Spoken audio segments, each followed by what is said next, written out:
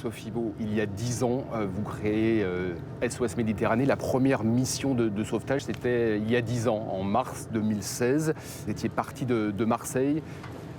Quel souvenir gardez-vous de ce point de départ de 10 années de combat? C'est une très grande émotion quand l'Aquarius a quitté le port de Marseille.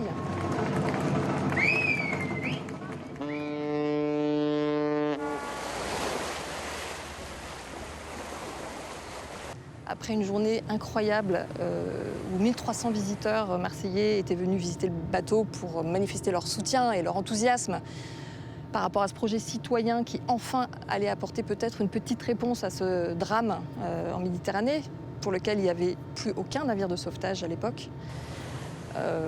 C'était fou en fait, parce que ça faisait 1 an qu'on travaillait sur le projet avec mon collègue allemand Klaus Vogel.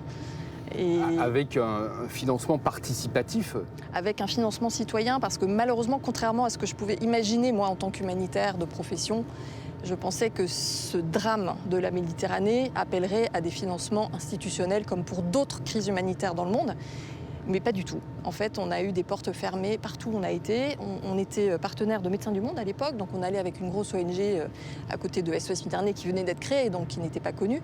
Et on a eu que des portes fermées partout. J'ai eu un moment de désespoir. Honnêtement, je me suis dit, c'est impossible, on ne va jamais y arriver, parce que les coûts de notre première mission de 3 mois, c'était 1 million d'euros. Et vous aviez combien en caisse? On a réussi à lever 275 000 euros en 6 semaines sur un crowdfunding, donc sur Internet, qui a été le plus gros projet de solidarité qui ait jamais été financé en France. Et moi, je me suis dit, bon, ce projet, s'il doit exister, sera un projet citoyen. Ce ne sera pas un projet de l'aide humanitaire traditionnelle qui est pris en charge par les bailleurs et les États, ce qui est une honte, très honnêtement, mais il y a une réaction. Tout le monde n'est pas indifférent, les citoyens ne sont pas indifférents.